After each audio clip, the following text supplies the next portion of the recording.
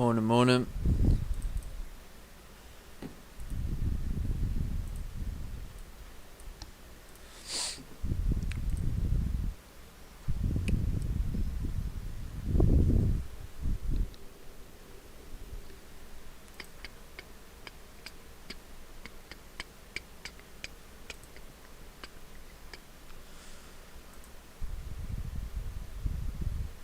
Hello, hello. Good morning, good morning.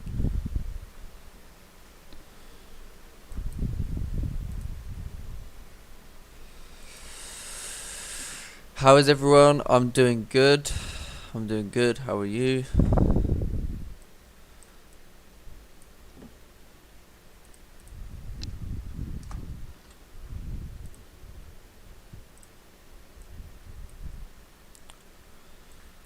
Doing good. So right now,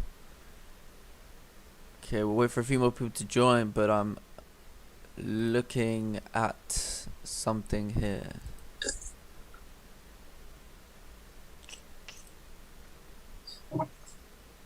Hi, how you doing? Morning, mate. Morning, mate.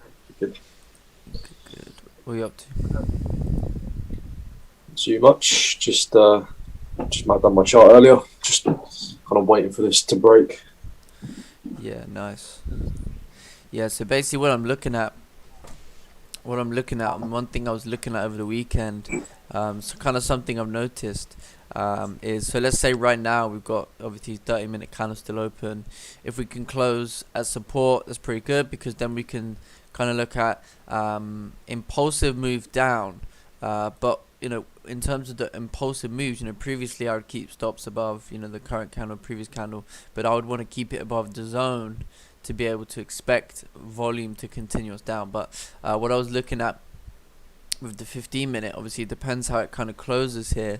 But what I was kind of looking at is we had pre-London support made right over here, and now we're trying to create like a minor resistance. So as long as this 15-minute candle in a minute's time can close bearish below this kind of minor support, then I'm expecting once these lows break for a continuation. But I mean, if it's a bit of a weak bearish candle, then it doesn't really, it's not going to help us at that point. So at that point we would just class this as range, and then we either wait for a break above this resistance to continue higher, or we look for break of this support to continue further down. So just gonna have to wait. But yeah, that's what I'm kind of was looking at here to start the day. But it's 15-minute candles coming bullish right now, so yeah, we just gotta wait.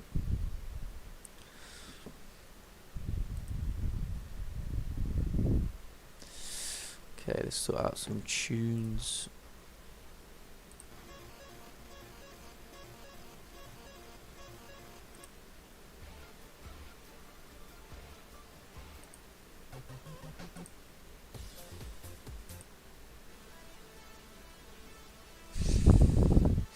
So the 15-minute candle closed like a weak bearish, 30-minute candle closed bullish, right?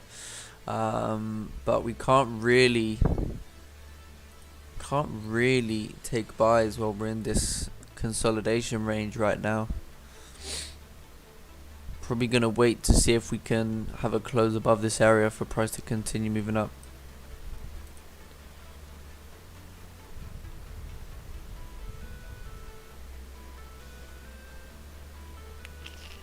I see you've changed your chart background to black. Yeah, Do you prefer it? yeah, I like the black background. I was just kind of experimenting. I was like, oh, that actually looks kind of yeah, I like it. So yeah, just gonna see how it goes, I suppose.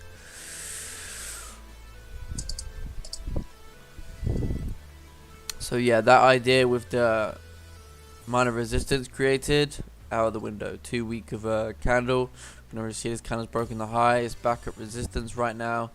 So yeah, I mean right now there's no really trade.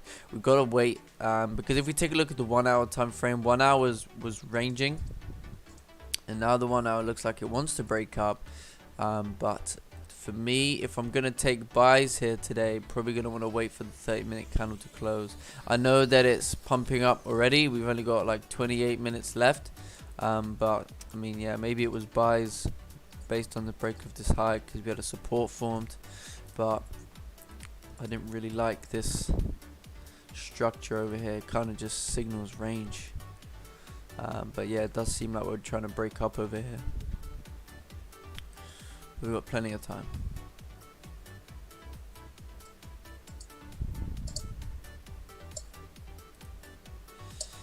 Yeah. Plus it's only Monday, so we're just gonna take it easy and see how we get on.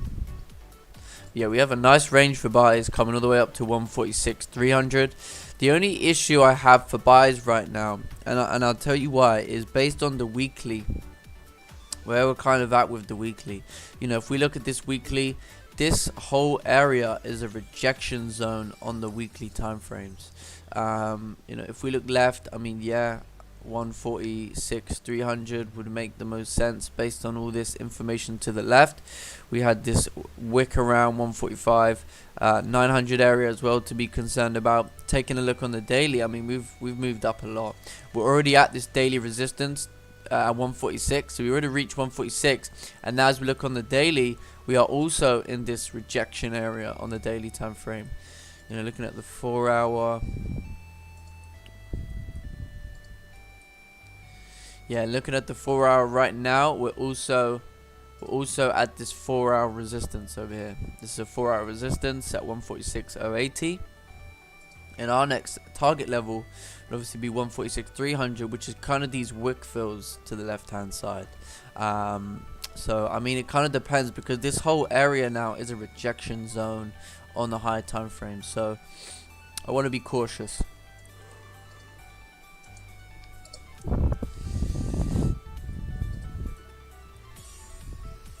You bring down the mic a little bit. What's that, mate? Is it quiet? Nah, it's just I can just hear it sometimes, like when you breathe. Oh, what? The mic, yeah. Breathing, okay. Mm. Yeah, I'm probably gonna need to get a better mic.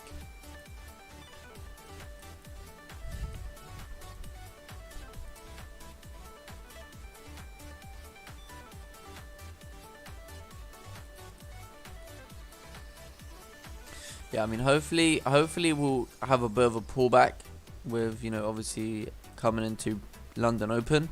But I wasn't quite expecting this to move up. I mean, 30-minute candle closed bullish, but yeah, we did kind of have a support formed, I suppose. I think a break of this high would have been probably a good opportunity, but yeah, let's wait with this. Let's wait for proper confirmation, because I think as well, this whole area being a rejection zone, we don't want to get caught out in you know, like a major pullback. But based on the smaller time frames, I mean, yeah, we have good range to 146, 300. So we'll just wait and see at that point.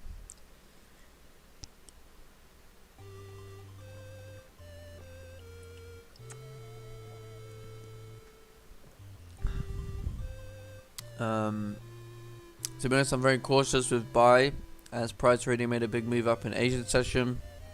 Most of the time, it's just consolidating in London or even retracing to continue the trend in MY. Yeah.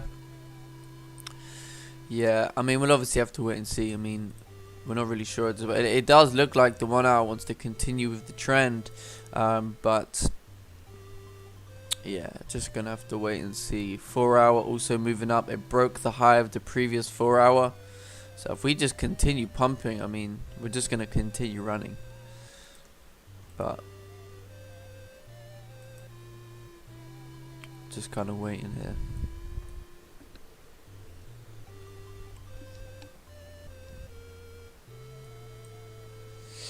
We got a while. So while waiting for GJ, I'm probably not going to want to take buys based on the 15-minute time frame. I'm also trying to maybe look for like a minor support to be formed. So something like a minor support on the 15-minute. Something that's going to give me a little bit more confirmation that we can continue moving up. So let's take a look at gold. We can remove all drawings. And we are going to start with the daily. So starting with the daily, you know, we can see how this daily candle looks like it wants to come down and fill this wick, right? If we do come down and fill this wick, you know, there's a possibility at that point that we can continue further down to this daily support area, since we are in we've got bearish market structure, right? That's what we're kind of looking at. Looking on the 4-hour time frame, again, we had so it looks like with the 4-hour, this is where gold can be a little bit tough, because obviously it's okay. So we had a support down over here, and then what we can kind of see is that we had a minor resistance created before the weekend, and then, you know, price kind of broke above, and then now it's closing back below, and now wants to just continue down to the support. So it's a little bit like messy. Looking on the 1-hour,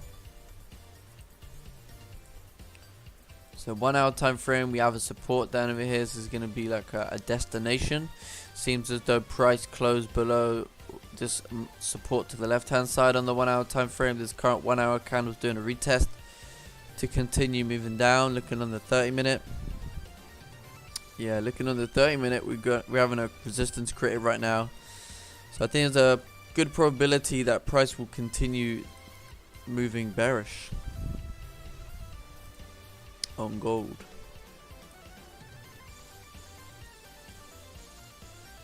To this 1-hour support level.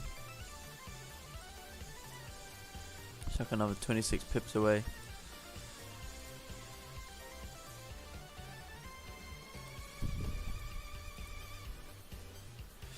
Euro JPY. So let's take a look at Euro JPY. Looks like EJ is trying to move bullish. So daily's moving up. Daily's moving up. We can kind of see if daily continues pumping, then yeah, I mean, in effect, it could reach this resistance around 128, or even this kind of area around 127, 800. Looking at the 4-hour, so 4 hours are currently pumping up. They're moving bullish. As we look left on the 4-hour, we're gonna see, yeah, we're kind of approaching this whole area of issue on the 4-hour. So probably wanted like a minor support to be created above 127,700 for this clean move on the 4-hour time frame. Okay, let's start to head back now. Looking on the 1-hour, we can kind of just go from our most recent price action. So we can see 1 hour's create a support right over here for price to continue moving up. As we look left, we're going to try and see where we can get to.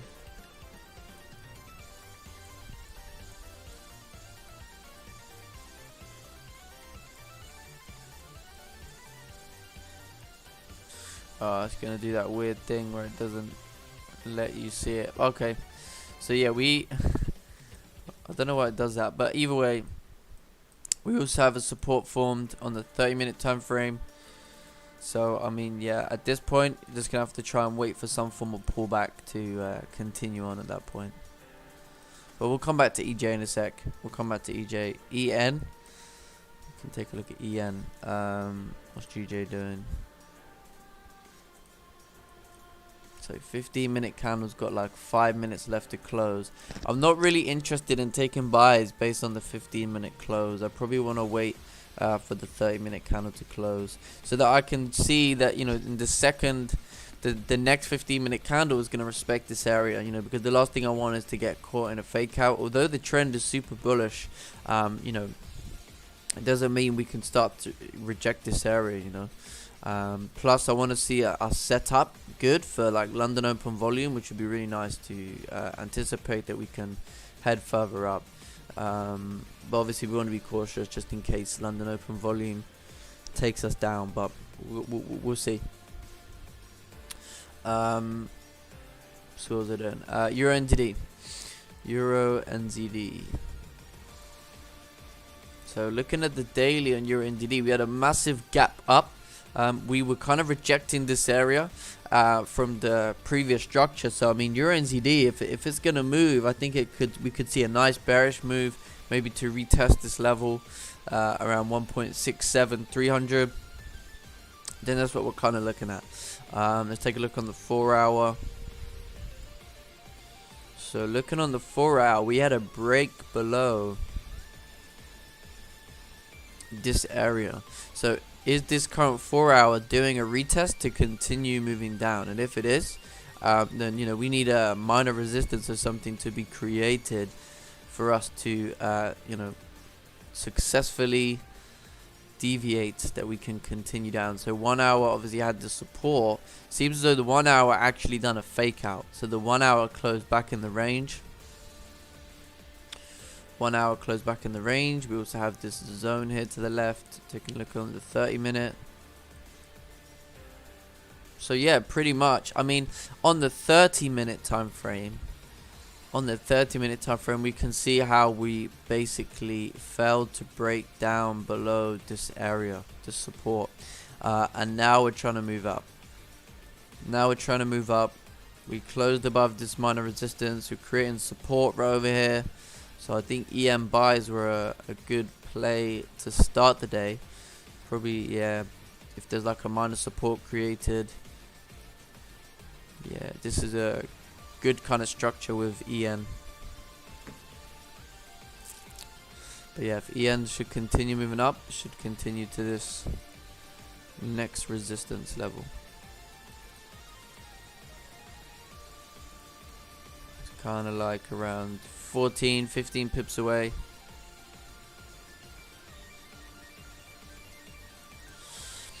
I think buy in the monthly higher high still dangerous. May wait for some rejection and look for the best entry. What do you think about that? Yeah, I mean, I'm just kind of waiting to see if we can stay above this, resistance, and if we can continue the trend on. Because my thinking is, we've moved up a lot in the Asian session. I mean, we speak about that a lot. I mean, we moved a lot.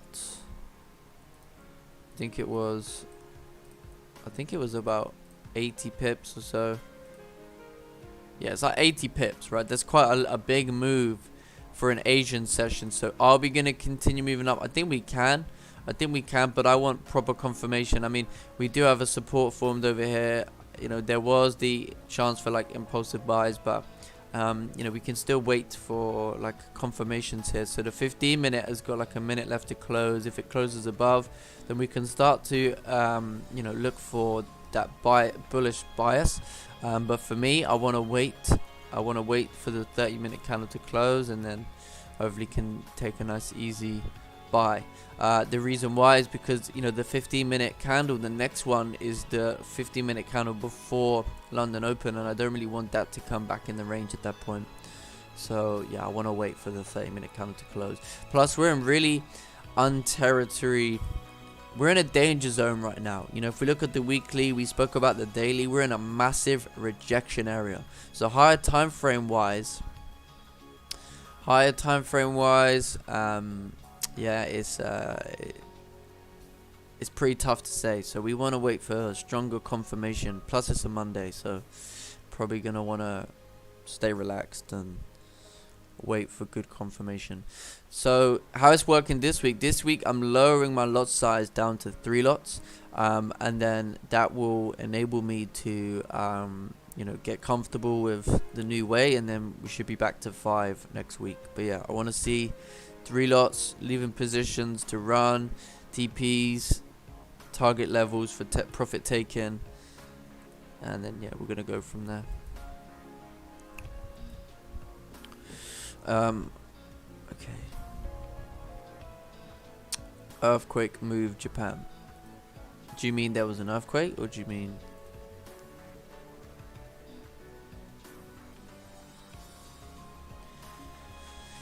Yeah, I mean, there's a lot heading on like I was just reading there, GU refresh yearly top as UK eyes to ease virus-led restrictions. I believe that there is the potential to ease restrictions, but I'm just not really sure right now. I'm just not really sure. I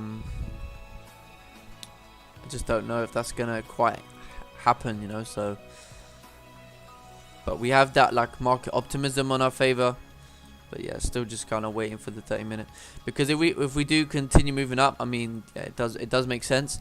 But we are in a big rejection zone, and we should see some initial reaction.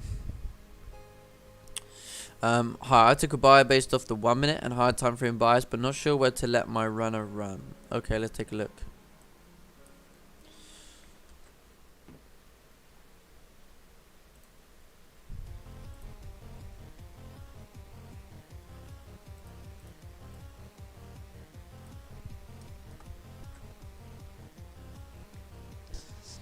Okay. Okay, so this is the 1 minute. So you missed. Oh, then you got the daily. So daily and 4-hour bullish and an uptrend gave me a buyer's bias. Okay, downtrend being created. Have to be. Ooh. Have to be cautious of buys. Yep. Price seemed to be respecting and creating upward structure. Also rejecting off the 15-minute and the 30-minute time frame. Awesome. This candle broke above the previous minor resistance made, so I took a buy. Anticipating price to push up with volume and breakdown. Yeah. Okay. Yeah, nice. So I think if you have a target in mind, I mean, my target personally, looking left on the 1 hour, was around 146.300. It's a resistance to the left on the 1 hour time frame.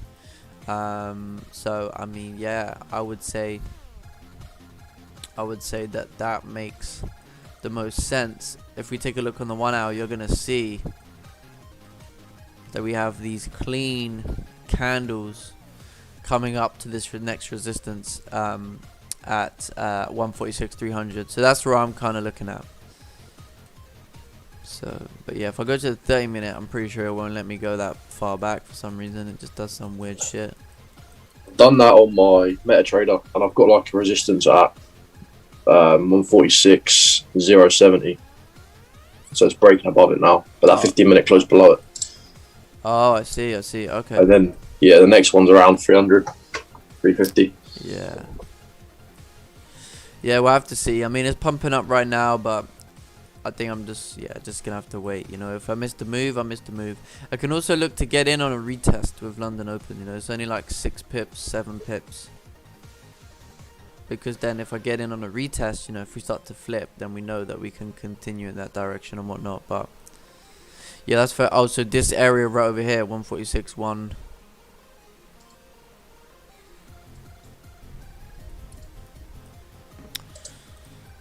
Wow, this 15-minute candle's pumping up.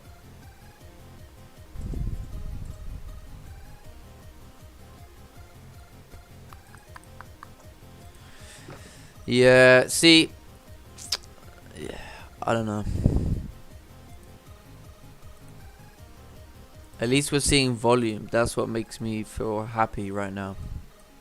You know, forget the move, we're seeing volume.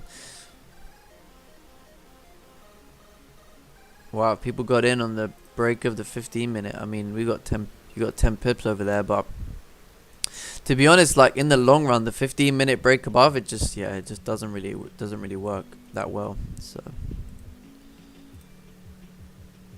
I'll try and stay clear from that. But wow, if we're just pumping up, that's amazing.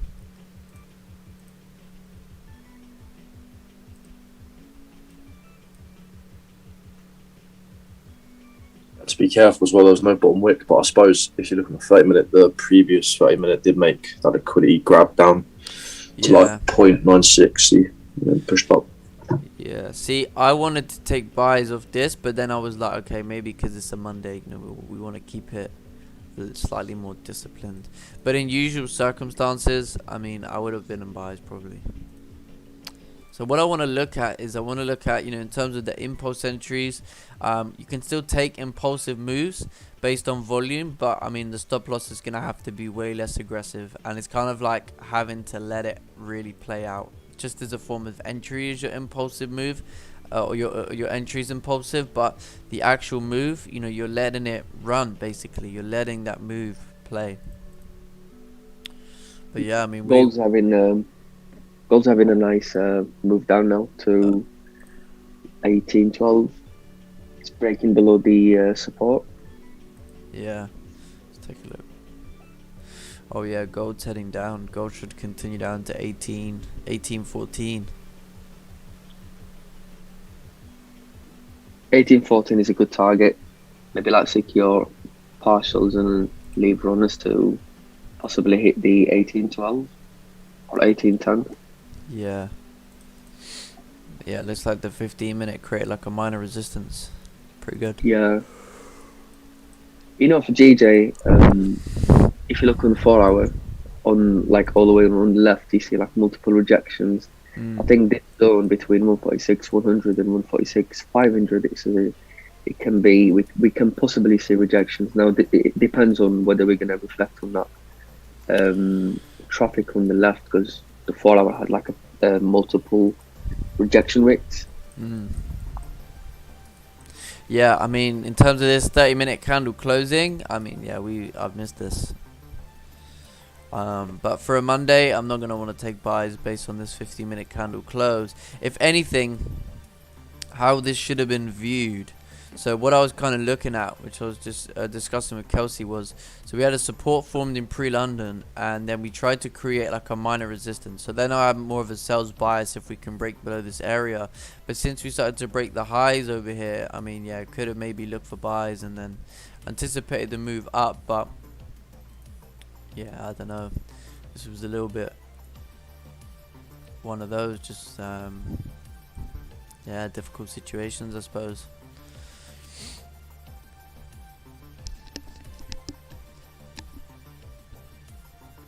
But this is the kind of what's the word?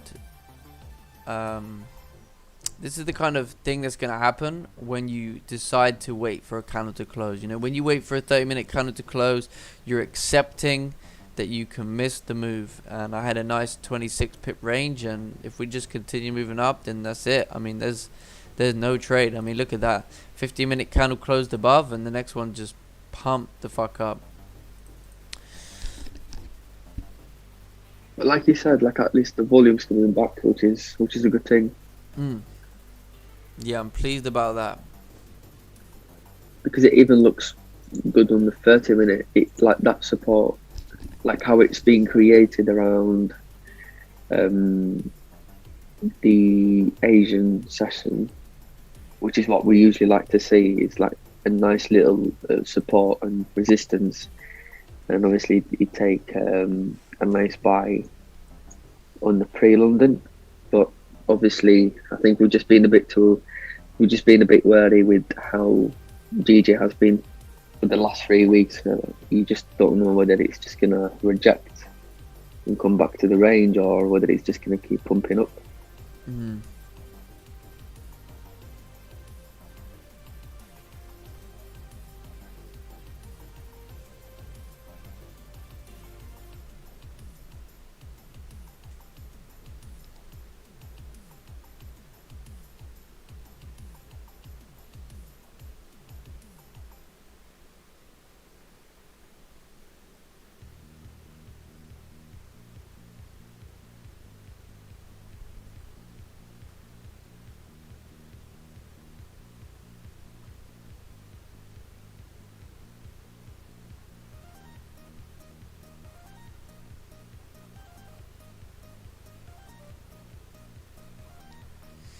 Wow, we're pumping up.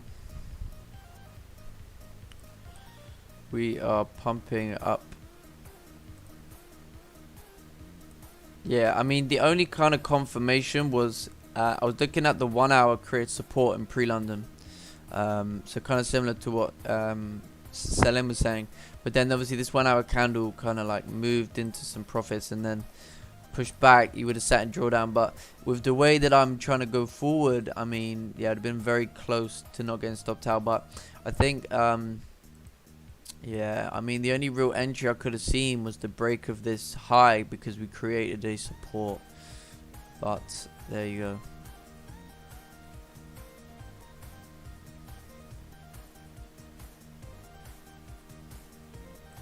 But yeah, I think we missed the move here on GJ today.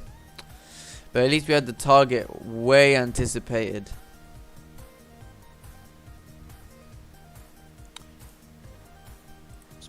Yeah, that's a pretty nice move though to start the week. So at least we have our volume back. Plus, take note of what time the volume come in. You know, we can see today volume came in at 7:30 and 7:45, right? So, you know, where we're setting up, you know, you can see that. But wow, look at that, came right to TP. Would have had a TP right over here. Waiting for the candle to close is the safest way. If it goes, it's fine. Yeah, that's true. I've been using your trade analysis and Capital Hungry's 1 minute analysis for entries, and it's been working really well. Oh, nice. That's great. I used 15-minute confirmation, closed above range, and broke candle high. Yeah. I mean, that's something that I've. This is a type of entry that I've taken many times before, but for me, in this particular instance, the 15-minute wasn't a good enough confirmation for me to wanna execute on buys. I think for me, it was based on waiting for the 30-minute candle to close. But in hindsight, I mean, yeah, it was.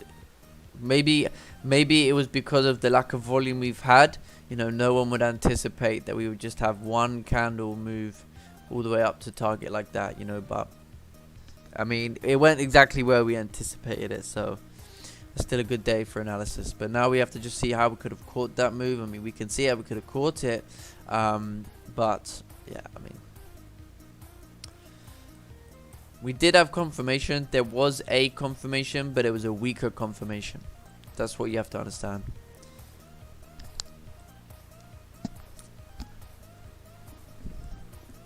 And to be fair, like I was a bit wary with buys because you've got that bearish 30-minute candle. On the 30-minute candle, it had like a big wick to the top. So I wasn't sure whether we was going to reject again or not. Yeah. Yeah, I mean, we'll see what London Open does. I mean, London Open could, take us all the way back, create support to retest the high. So, I mean, there's no... Yeah, there's still options at this point. Definitely, yeah. But either way, a Monday is a really good day to just get a sense of how the week may... start off, so that's why I'm happy taking no trade on a Monday. Plus, I want to really stick to what I know works a lot of the time. But I mean, yeah, looking back, this should have been some form of impulsive move here based on the fact that this 30-minute candle closed bullish, without a doubt, rejecting support. Yeah, like Orksy said that 15-minute would have been, that bottom wick would have been the liquidity grab. Yeah. So well, it's kind of like confirmation. the bottom wick of the 1 hour to continue moving up. Yeah. Yeah, because we grabbed into support, which is like the Asian session support. We tapped into that to grab the orders clearly, and then started moving up at that point. That's the wick I was a bit worried about on the 30-minute. Yeah, I see that. So we've got London Open coming in now, so we'll have to wait and see how that... See what that does. Yep. Pay attention to the... You've got to pay attention to how London Open sets up, how it forms. But yeah, I mean, GJ's just been pumping, man. All day.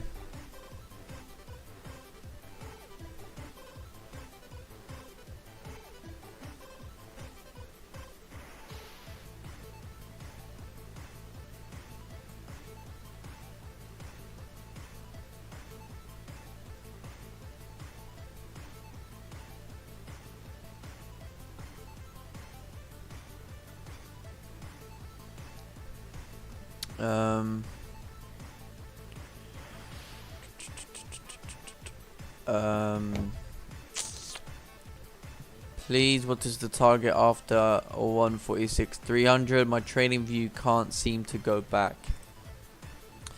So the next target above 146.300 is going to be...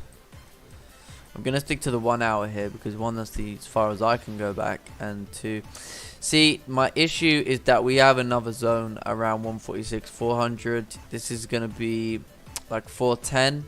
Like it is kind of like, yeah, this is going to have to be a zone because we have a resistance over here. This was a previous support. So you may want to wait for like a support above 146.400, and then I would argue we're heading up to 146,750. But yeah, it's very difficult with this kind of situation over here. You have like two areas which, but yeah, you have to be aware of this area.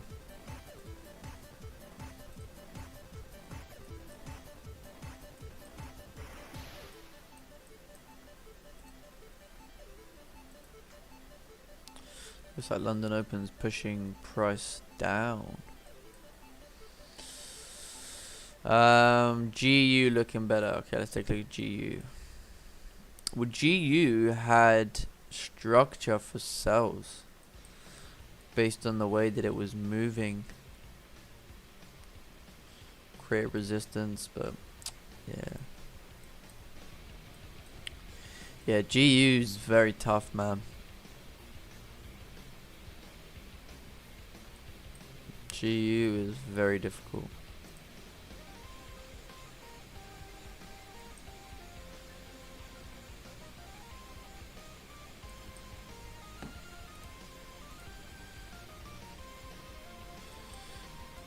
Yeah, GU looks like it needs to stay above this resistance in order for it to continue moving up. GU is one of those pairs you probably need to wait for supports or resistance for confirmations.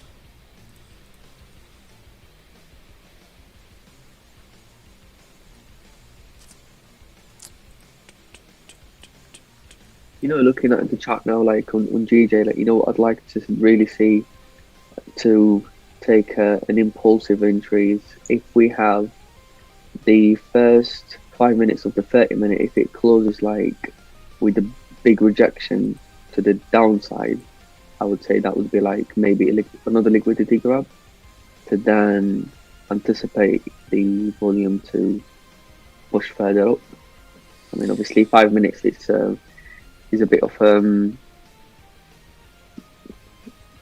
the less confirmation to, you know, to have like a confirmation whether the bias is going to be a buy or not. But it'd be nice to see a bullish close on the 5 minute with the big wick rejection to the downside. Yeah. Yeah, I mean, potentially. As long as we respect the 146, 100, as long as we don't break below, I think we should still be good for buys. Yeah, I mean, it may be even a case of waiting for like a minor support to form, whether that be on the 5 minute, because you know you're looking at potential volume to come back in. So let's say this 5 minute candle closes bearish, the next one closes bearish, and then the last one closes bullish. Then you're looking at, okay, maybe let's see how the 15 minute closes, and then it can continue up. But right now, for me, I'm just kind of chilling. Unless I get like a retracement, a support formed, support established, and then I can look to kind of like retest this high. That's what I'm kind of looking at. You have a voice like Todd Capital. I don't think so. I think he's from another part of the UK. Is he Scottish? Pretty sure he's Scottish. But yeah, no, I don't sound like him at all.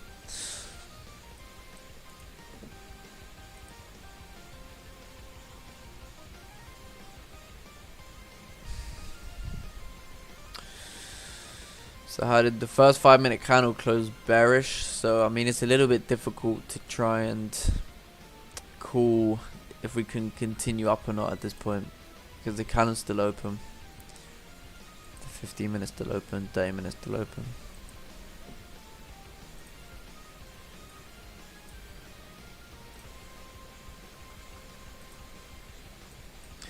Oh, EJ is moving up over here.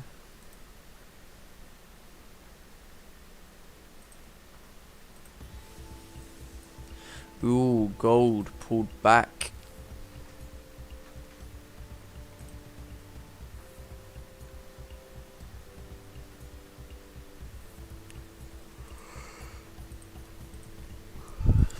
Yeah, we had a lot of volume here this morning. Something that we haven't seen in a while.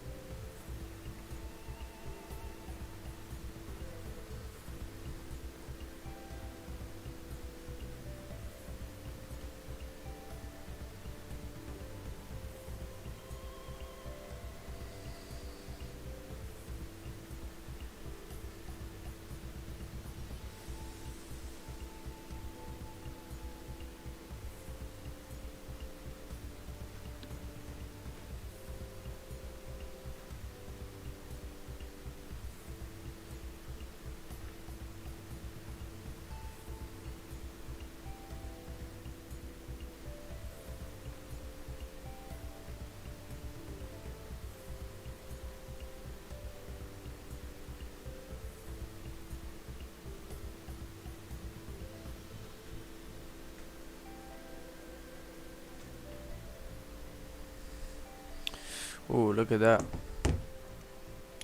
Look at this 30-minute candle right over here.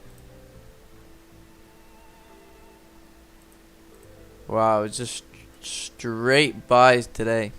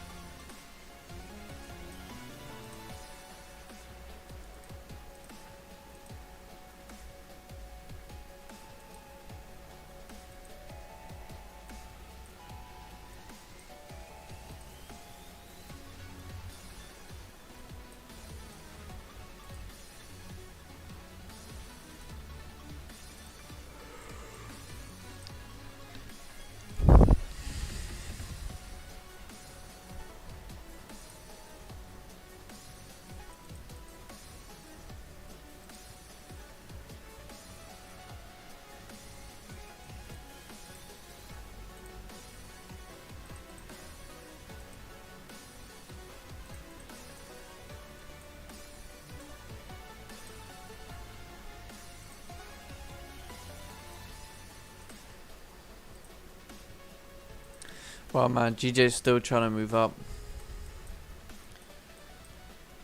Jesus. Yeah, so see, it created like a support on the 5-minute. Now, this is not something that I would personally like say or do, or but I mean, since this 5-minute engulfed the previous 5-minute candle, I mean, there is an opportunity that it will continue moving up to 146, 315, 320. Maybe even onto 146, 400, but not something I would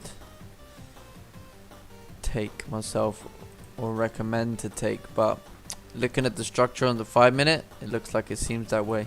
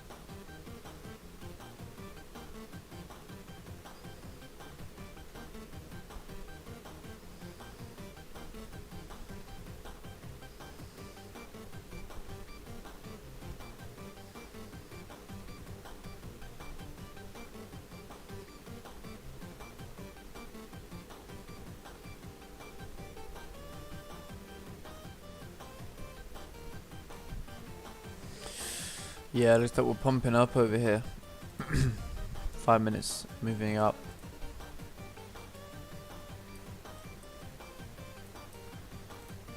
Change this tune.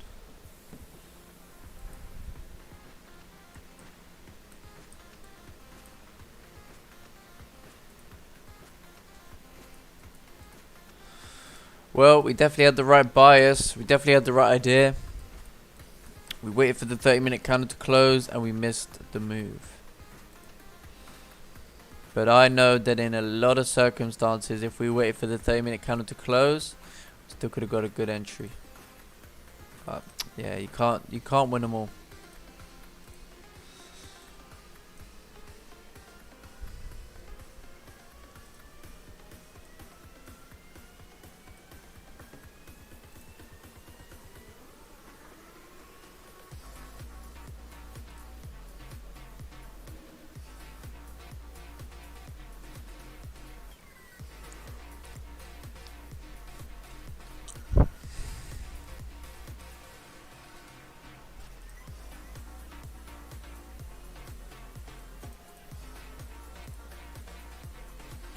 Oh, looks like the 4-hour is flipping back bearish on Euro NZD.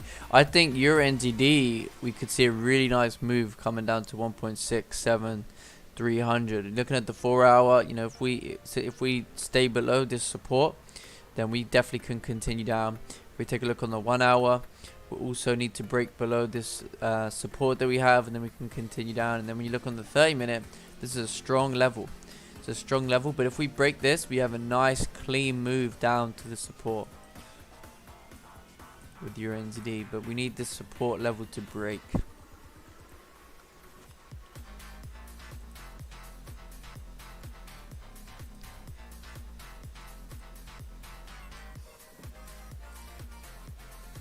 The 15-minute candle closed like a bearish doji candle. Yeah, difficult situation.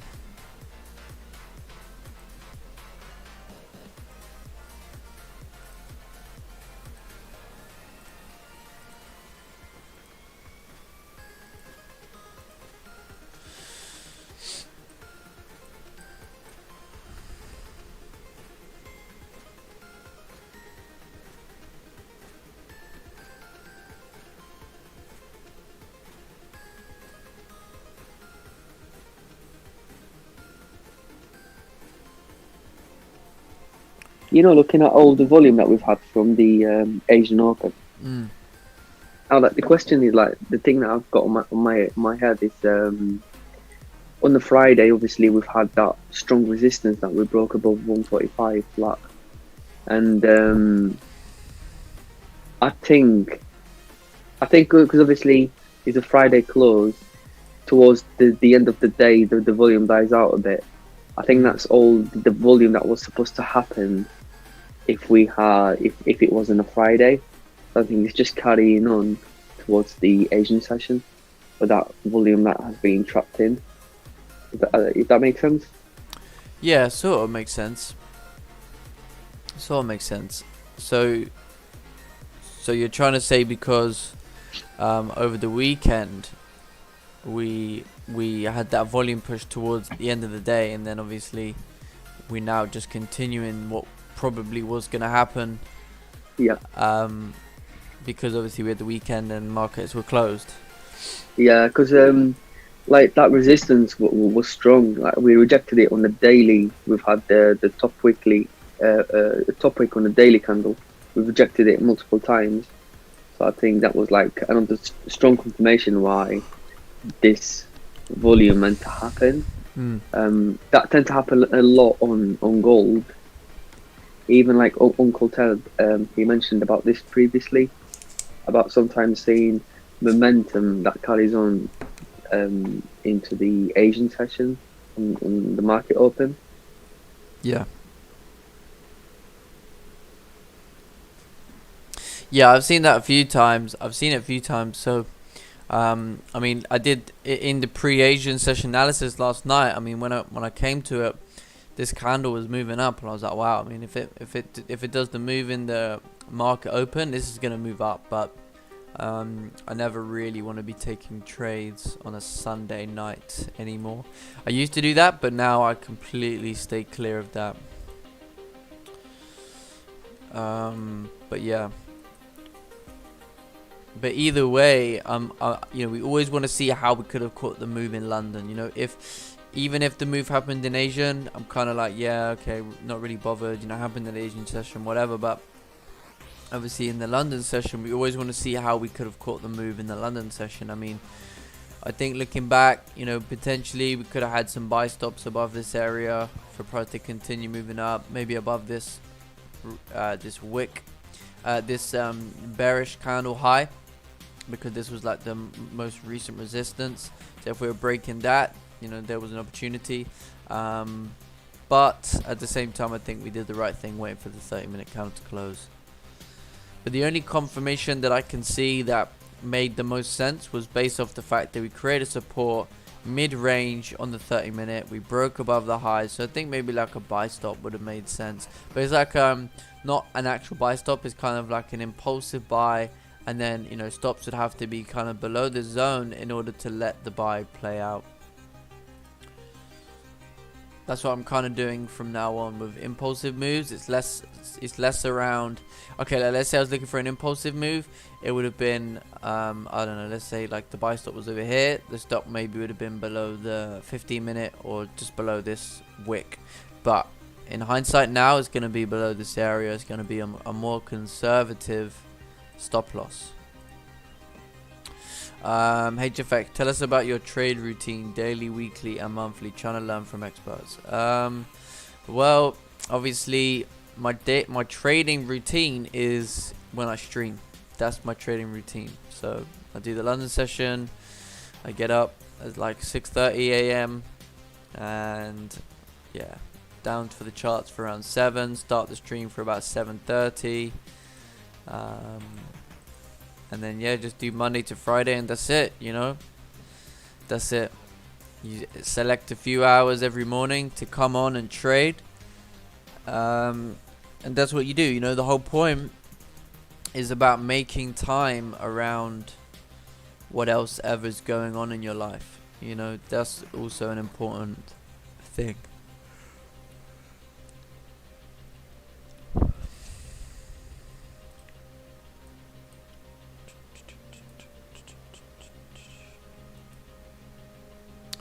Yeah, I'm looking at these Euro NZD sells potentially below this area.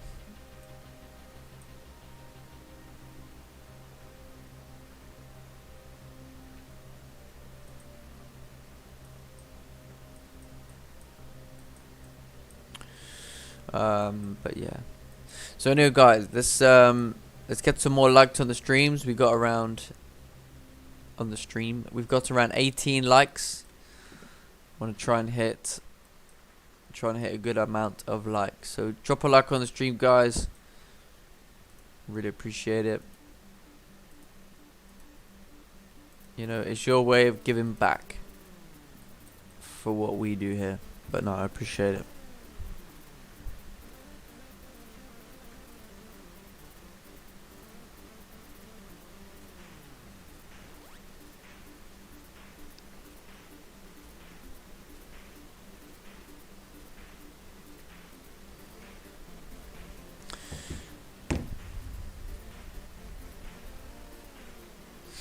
Man, that guy from last week who gave me the dislike, he must really hate me. He's come on and disliked every single stream, man. It makes no sense. It's kind of funny. Are there any rules how many trades you take a day? Yeah, I'm only really gonna take 1 trade a day. Yeah, I used to do 3. I used to do 3 trades a day. But then I just found, like, when there's a day market's not moving very well, you get absolutely fucked. And then there's a day where the market is moving well, and yeah, you can do alright. So I just kind of thought, you know what? Just kind of think of myself as like a sniper, and just have one, like almost like I've got a 1 bullet, you know, like a 1 bullet rule. That's what I'm kind of like trying to focus on.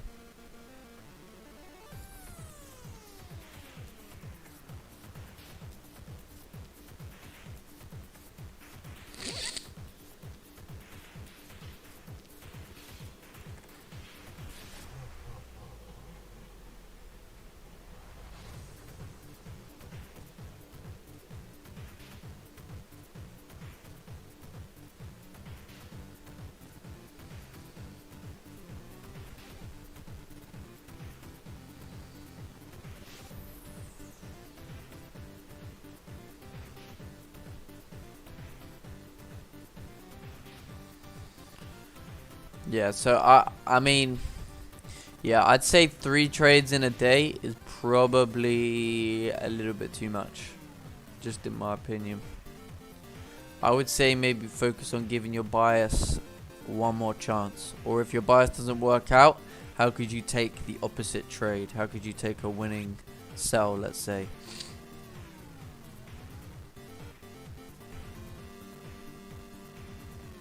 Yeah, because the thing is, you want to be really careful between giving your bias another chance and actually over trading. You know, you want to really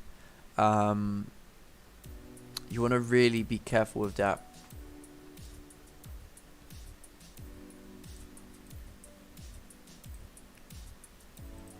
Looks like we're rejecting this area now.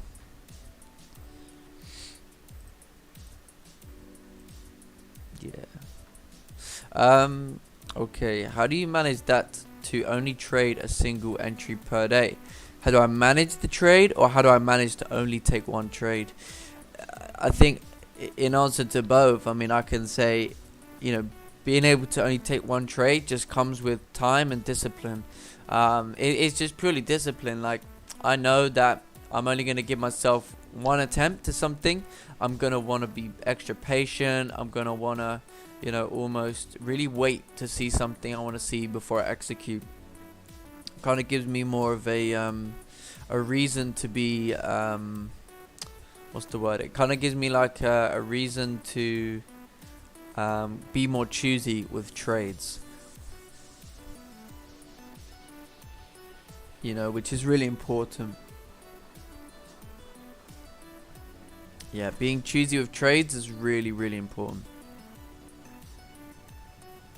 But having, in terms of how to manage one trade, I mean, obviously the way I want to go forward is being able to let moves play out. So like, for example, I don't know, let's say we had a buy stop over here. Like this, it would have got entered in on the 15-minute. It doesn't matter if the 15-minute closes back in the range or whatever. The buy stop's the buy stop. You know, you're anticipating volume. Stops would have been below this area, and then we're trying to ride this move up. You know, that's how we would have taken the buy stop situation or the impulsive buy situation. You know, I think because I was really looking back, and I was thinking, okay, well, you know, in terms of the only way we could have caught this move, it had to be some form of impulse. Now over here is good, but it's a bit more risky.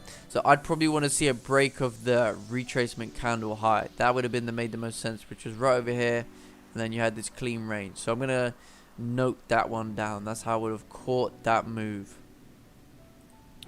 Oh, your NZD broke. Okay, let's take a look. So yeah, gonna journal that one. Your NZD. Oh yeah, your NZD is breaking down. We have 2 minutes left for the 30-minute candle to close. That's pretty good. How long's the 1 hour got? 1 hour's got 30 minutes. 4 hours breaking below these wicks. Yeah, your NZD should continue this move bearish. But you obviously have to wait for the candle to close.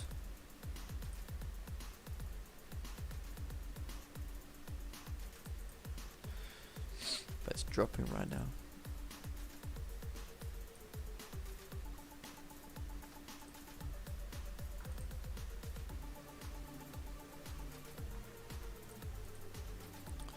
Hi everyone, late to the chart though.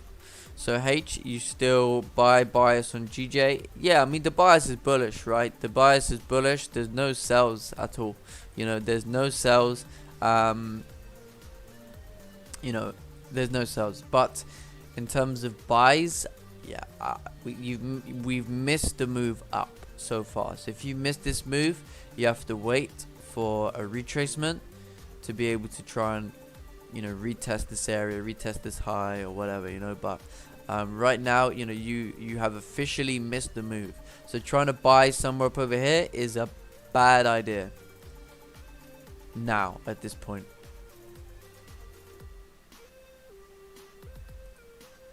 When you start winning more again and again, your confidence increases. Will you increase your trades to 2 trades a day? No. I mean, the only way I'm taking two trades in a day is if I get two good. Let's say I take GJ buys, it's a win, and then I'm like, okay, well, I don't know, Euro NTD sales look really good, and it's something that I've back tested or I've seen before, you know, then that's also a potential. But for the most part, it's gonna be one trade a day.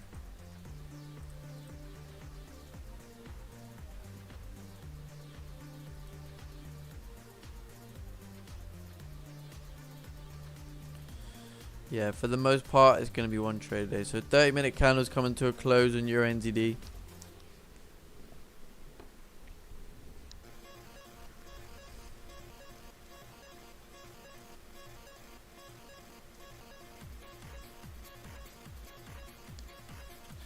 So the 30-minute candle came to a close. I think the best opportunity you can have is maybe wait for like a minor resistance to form. But knowing your NZD is most likely going to continue down. So if you wanted to take sells, your stop would have to be above the 30-minute candle, and then you have like a just over like a 1.5 to 1 sort of ratio there. But a resistance is going to be much better.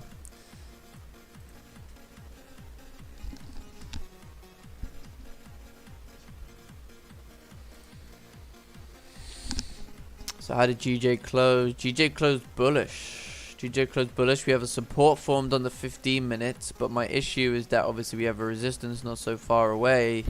But I mean, yeah, it could continue moving up. It may not, but I'm not really looking to take a trade here until I see a proper retracement, because taking buys up over here, yeah, it just makes no sense for me.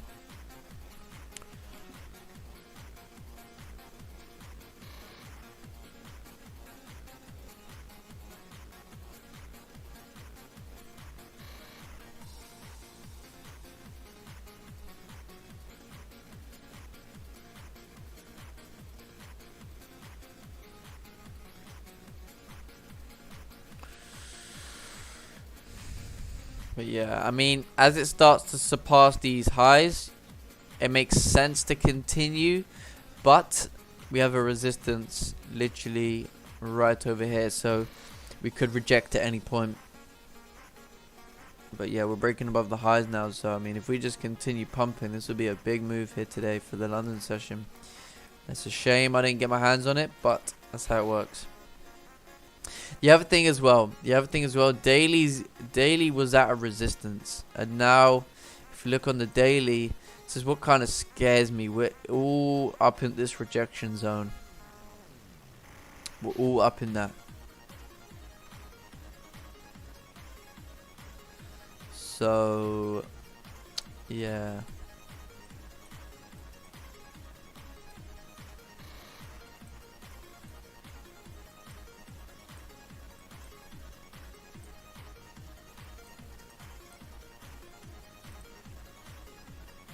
Wow, 15-minute created support, and it is continuing moving bullish. But it's just one of those ones, like. But yeah. Let's look at your NZD. Yeah, it needs to stay below this area, but a minor resistance would be the perfect setup.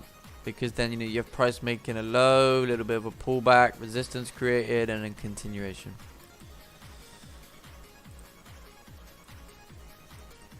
But I think the next target there is 146,400 for GJ.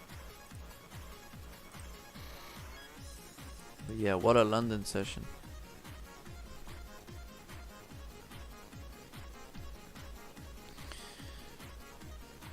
How can news result help someone to trade?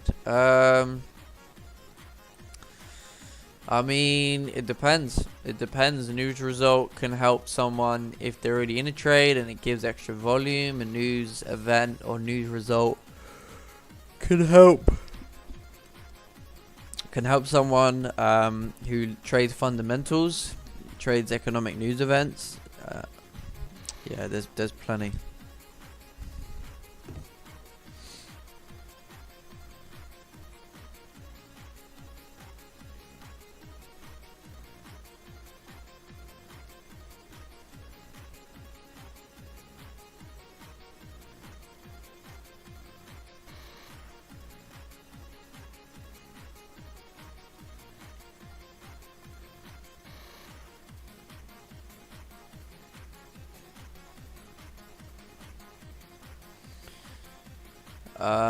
News gives speed, right? It depends. It depends because it depends on the it depends how influential the news is. You know, if it's something big like GDP figures or interest rates, you're gonna see a lot of volume. But if it's something, you know, like PMI or like a yellow folder,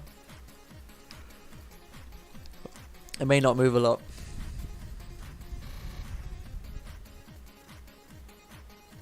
So that all kind of depends.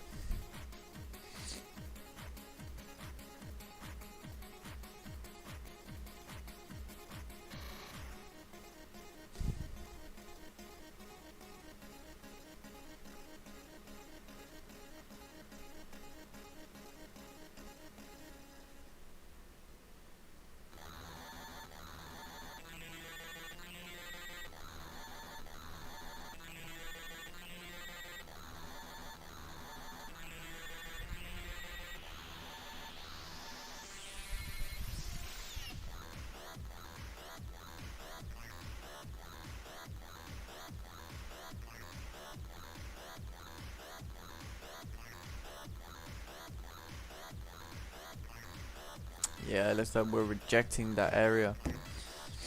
Yeah, high impact news. High impact news is gonna have faster reaction with markets because it's kind of like more important. So I mean, today we had no news. We have nothing that was kind of like influential. But so let's see what else news we have for the rest of the week. So Wednesday. Now Wednesday is going to be a big day for pound because Wednesday we have CPI. So Wednesday is going to be a big day for the pound, around like 7 a.m. Thursday, yeah, there's a lot of USD news in the afternoon. Not really have to worry about that.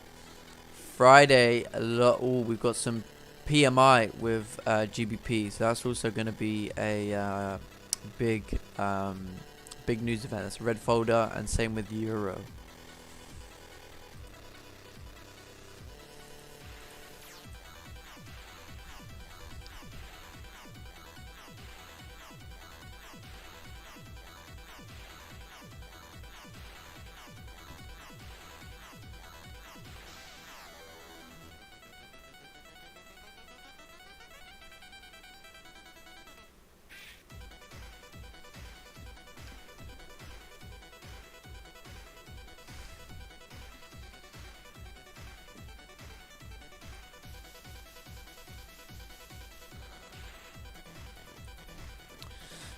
Do you think GJ can make it to 147.870 in the NY session? Looks like there's liquidity sitting up there. Yeah, I mean GJ can continue pumping. You know, I've got it marked out based on the higher time frames all the way up to 146.750. So I mean, yeah, it can do that. It can do that today, but we're stepping into dangerous territories. I mean, we just been moving bullish for so long now. It's like, yeah, it's difficult. But right now, I think see, what I'd like is a pullback, support created, and then continuation, and then I would agree, like, yeah, we can continue pumping up. But we'll see. Let's take an EN because we haven't taken a look. Oh, we're coming back above the range with EN.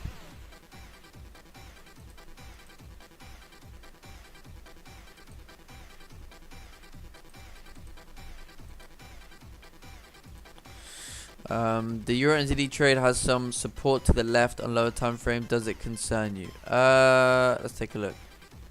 What time frame? 15 minute?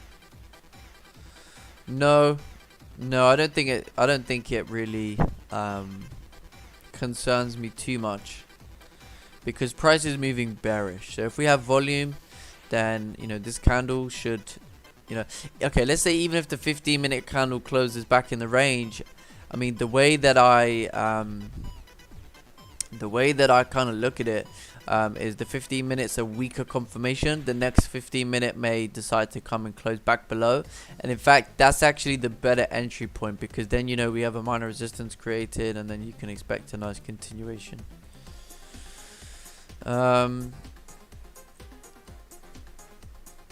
Steven, is he trading HFX?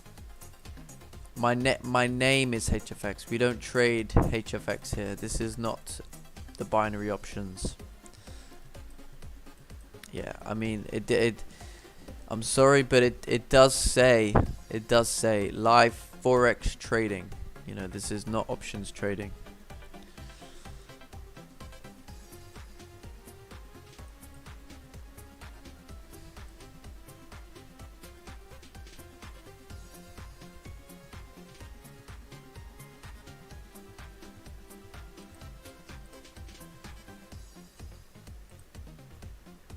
So yeah, I think the 30 minutes doing like a retest, generating that liquidity. But I would personally, for Euro NZD, like to see a bearish candle form, like something like this, and then you can have the next one continuing down.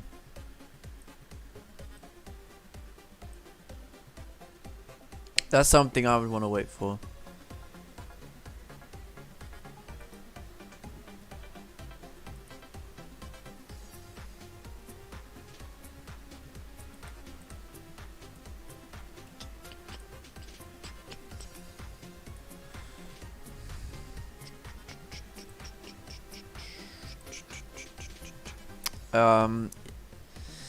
I'm planning on going short for Euro NZD. Yes, I think sales on Euro NZD should play out really well, but we need to wait to see if we can get that bearish candle. Is your mentor ICT? I don't know who ICT is, but no, I am a mentor.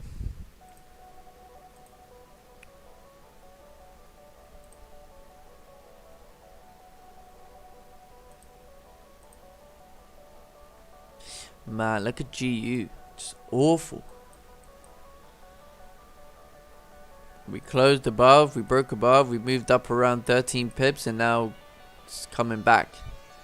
But GJ is kind of just like there, isn't it?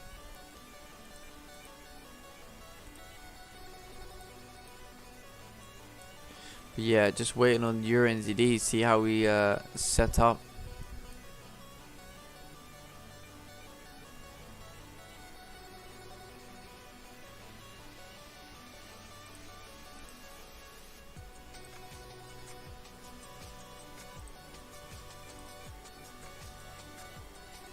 Yeah, so obviously the safest option is to wait for this first 15-minute candle to close.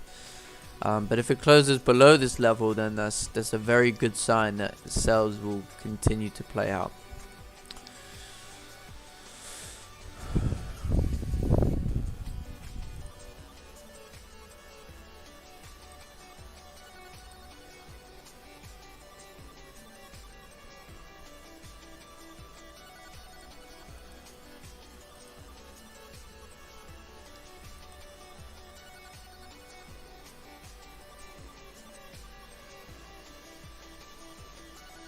Looks like pound yen is really struggling at this 146.300 level. We broke above the highs, but we are failing to close above so far.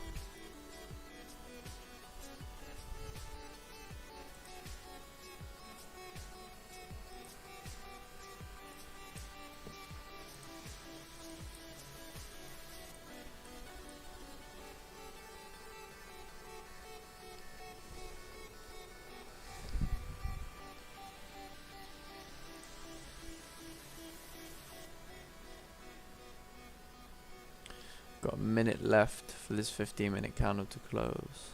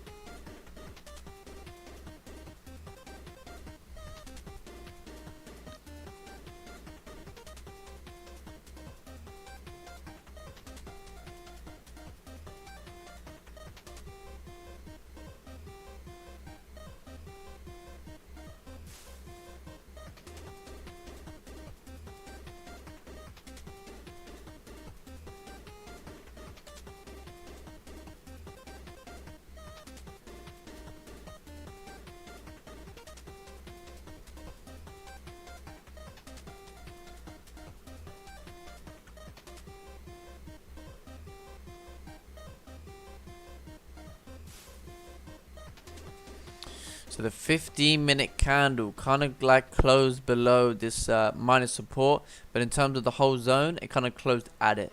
So you have a number of options. Are you gonna wait for the 30-minute to flip? Are you gonna wait for this low to get broken? Are you gonna wait for the candle to close? But I still think the sells are perfectly valid.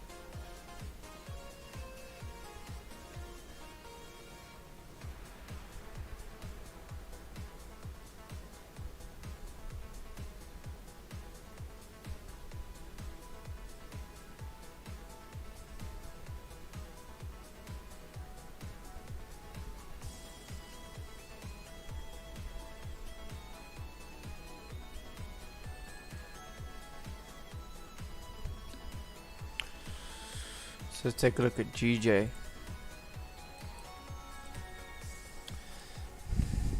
Yeah, it's very difficult right now to know whether we're going to start to reject this area or continue moving up. But Euro NZD is still open here.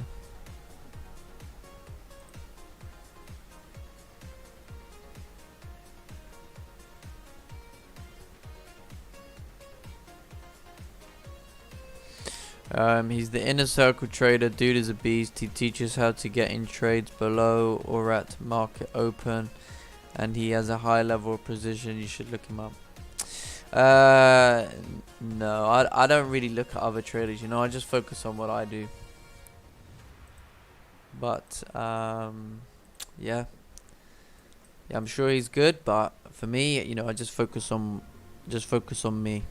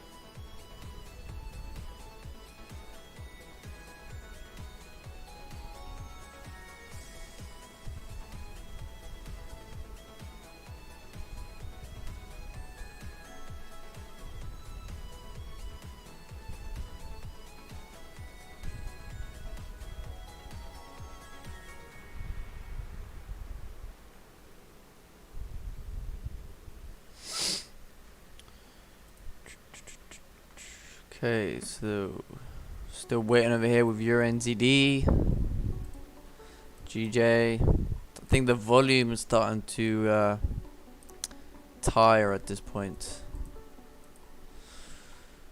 There we go.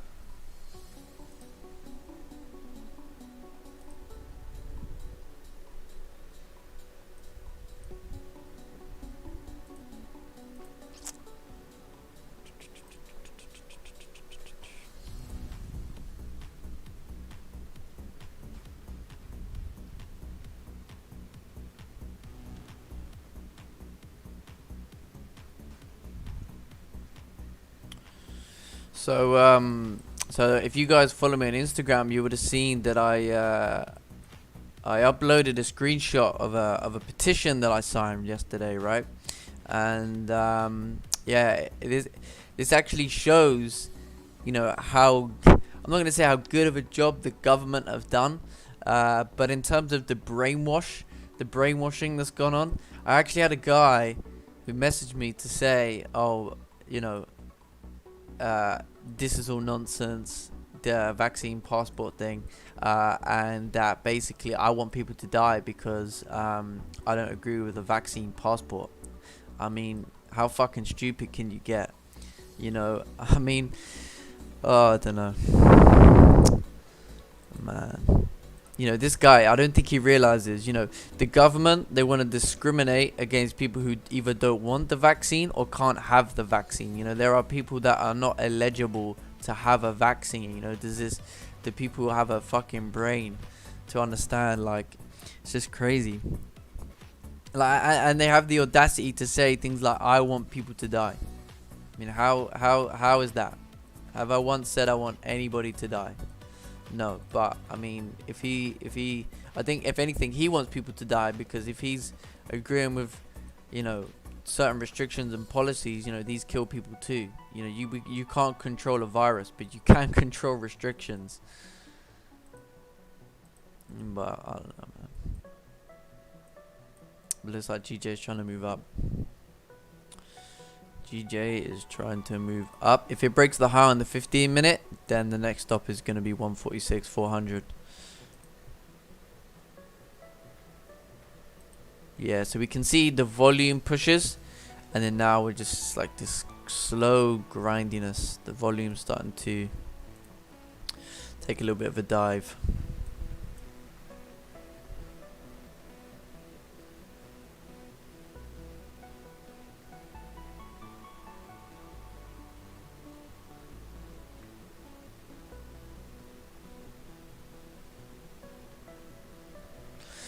But yeah, honestly, man, people are just so brainwashed. That's what governments have done. You know, anybody who speaks anything about you know, the vaccine, anything negative towards it, you're automatically a COVID denier. That's what you are, according to the government and the celebrities. How can you be a COVID denier? No one's saying COVID isn't real. Just goes to show their mental capabilities, you know. So what's EN doing? EN, this is a very difficult situation because the 30-minute is staying in this range. You know, we can see that it's failing to break previous lows, but the 15-minute, yeah, it needs to close bearish in order for sales to make sense. Otherwise, it's just kind of coming back in the range at that point. So I suppose we have to wait and see what happens. But we had enough volume to break down, so I would have presumed we would have continued. But yeah, I don't know. Just have to wait and see, I suppose. But yeah, no, I couldn't believe it, what I woke up to this morning. What some moron was saying. Like, if someone doesn't want to take a vaccine, like, this is again how they've been brainwashed. You know, if let's say, you know, one person takes a vaccine and one doesn't, it doesn't mean that the person who doesn't take the vaccine is gonna cause any more harm to the person who didn't. You know, you can't physically vaccinate a whole population anyway, because there's always gonna be people who can't have it.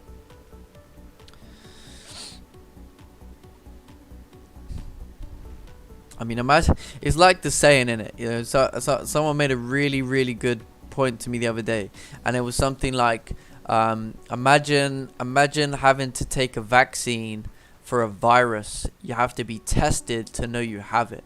And it kind of like made me think, yeah, it's true. Like, you know, everyone's acting like this virus is like the bloody plague, but it's not, you know. So no vaccine should be mandatory for a virus that doesn't even, I mean, it doesn't even kill 0.01 of a population. You know, it's not even 1% of a population does it kill.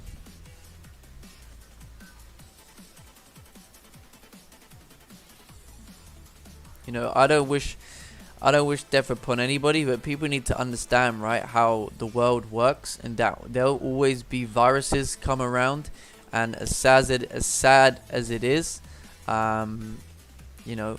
we just have to be kind of grateful as a human race that there ain't some virus that's gonna wipe us out. I mean, that's different, when everybody's life is threatened, which is not in this case, then it's a problem. But it hasn't been that, and we've never experienced anything like that. Obviously there's been bad diseases and flus in the past, like the Spanish flu was a massive killer, but this is no way even near that. Nowhere even near that.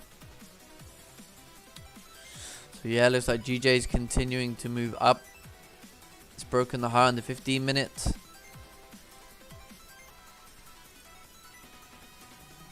So it is continuing to try and move up.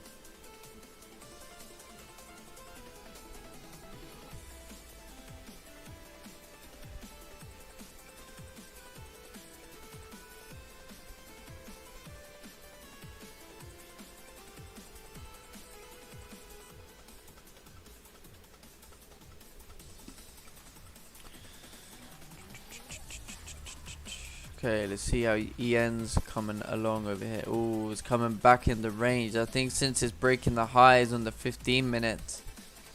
Yeah, I think you're going to need to wait. This is why sometimes a minor resistance is always going to be the most viable option at that point.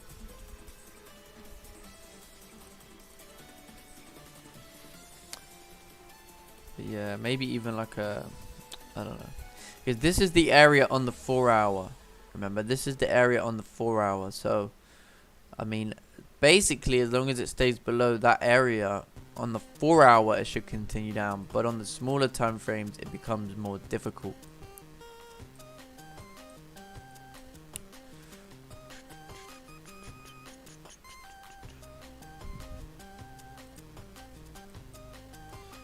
GJ is still pumping up.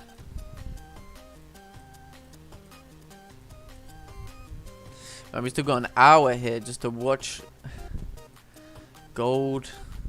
Gold is just kind of ranging right now.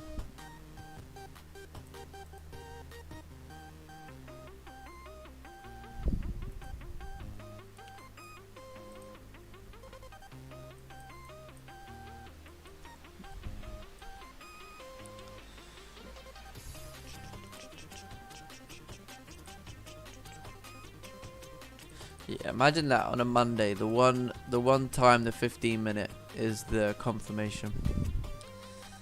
It's funny.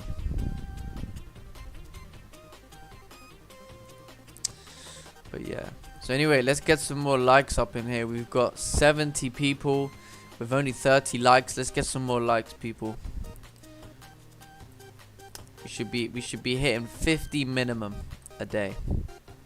That'll be a good target. See if we can hit likes TP. So EJ still moving bullish. EJ buys were nice from basically 7 AM, running for around 20 pips.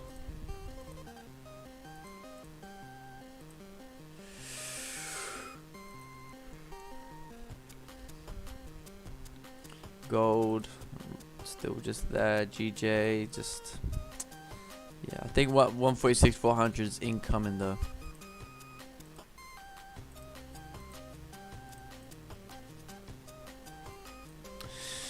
But yeah, man, I might go make some food in a minute.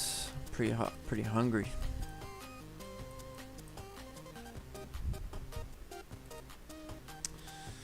But yeah, so did everyone have a good weekend? Everyone had a nice weekend.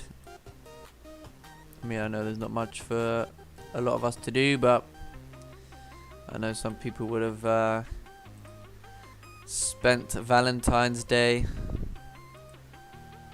chilling or whatever with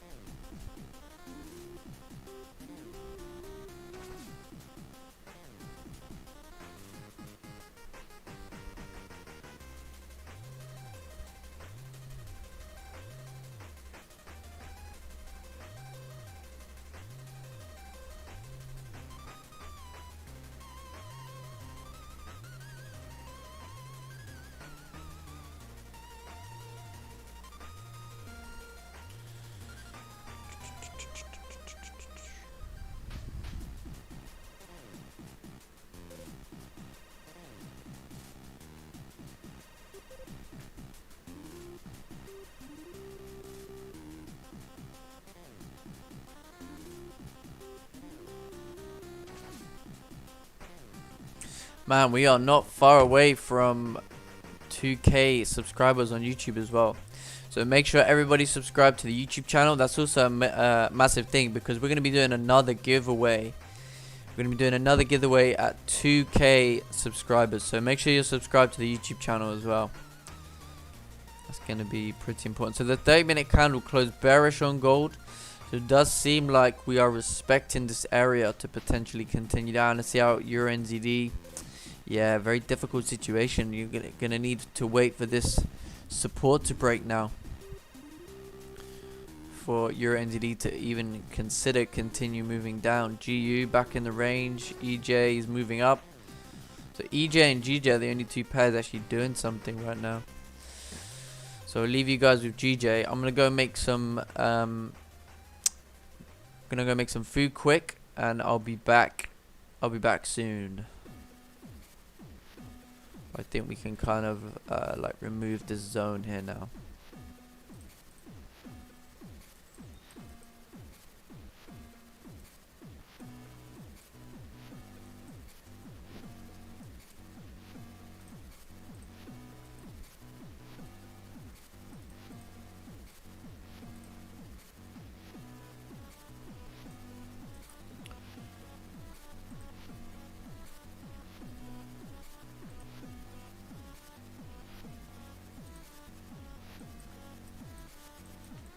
Okay, yeah, I'll be back in around 5 minutes time, guys, and then yeah, we'll take a look at what's going on.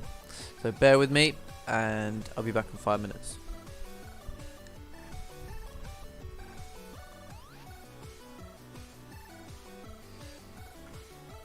Also quickly before I go, anyone on the YouTube who's got any sort of experience with doing like graphic design or something like that, I'm looking for someone to create a overlay for the stream. So the background for the stream, I want to have it a little bit better than what it is. So like a nice background and London session, big thingy-mabob, like a title or whatever. So that's what I'm kind of looking for. So if anyone does anything like that, do let me know.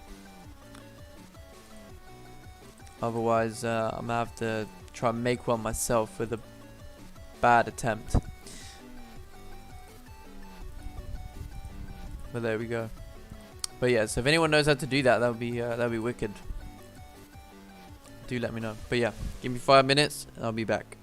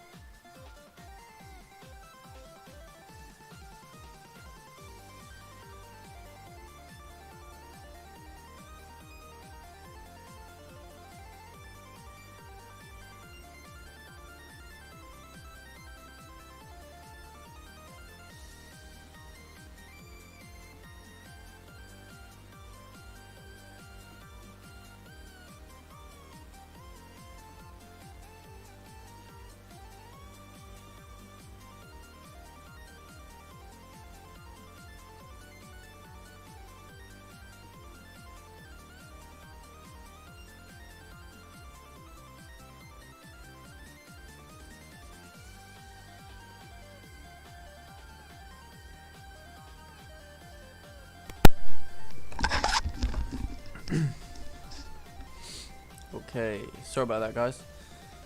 So it seems like GJ is still trying to continue on over here. Wow. So yeah, I think next stop is 146,400, and then after that we have clean moves to 146,760. I can't believe price is still continuing up after all of this. Gold is just, wow, gold's just ranging, man. Gold is in this range. What happened with EN? Oh, EN went the other way. Damn.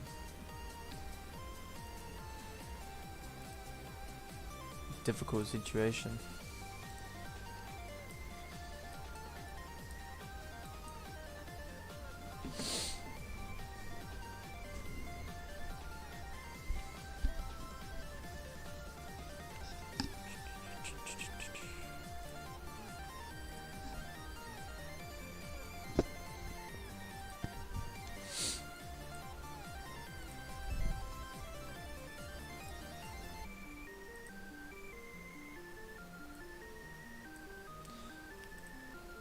You guys in the Zoom, been very quiet this morning.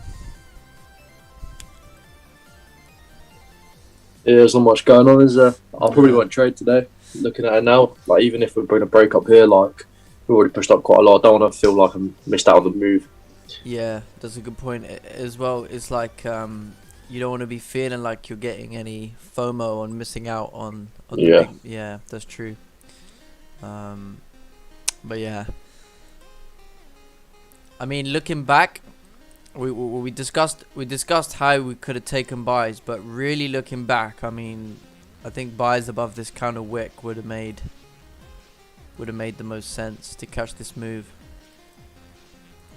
But yeah. Yeah, it's just like the last few weeks we've seen like pushes up in Asian, and then London's just tended to just kind of consolidate. Yeah, that's true. Pretty hard to. And then that 30-minute didn't even make a bottom wick, but I suppose on the hour it was the second half an hour candle, so it made sense. Yeah, it did make sense. It definitely made sense. Just about being on the ball, innit? You've got to be. Yeah, you actually have to be so on the ball. Yeah. See, that's what people don't realize about trading. Like, you know, like although it's like people say, oh, you know, patterns. You know, like people use the typical word patterns, but really, I think that's the complete wrong word to say. Like, because, like, for example, today's situation, there was no pattern. You know, there was consolidation and there was a break. But those who were paying really close attention, you know, they could see the small indications that we were getting, you know, to begin the move. So it was like, it was difficult, but even me, like, I was even like, really, it's a Monday, you probably want to wait for the candle to close. But, you know, when you look back, then you're like, oh, right now, yeah, it made sense, you know. But yeah.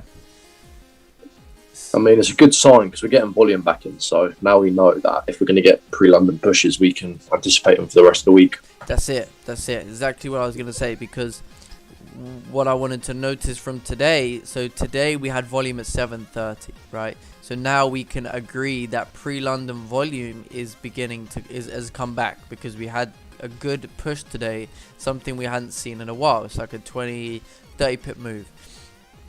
So now tomorrow, if we haven't got a candle closing above, you know, this is where like buy stops or impulsive moves can work.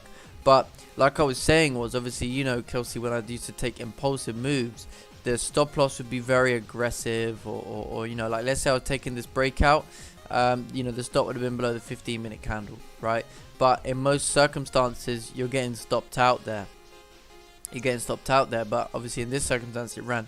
But with impulsive entries, what I want to try and get to is where stops are in a conservative place, so that even if, let's say, the candle closes like back in the range at that point, depending on what I'm looking at, so let's say from a 1 hour point of view, I would say, okay, well, maybe the next 30 minutes going to also break out, so we can hold kind of the buy.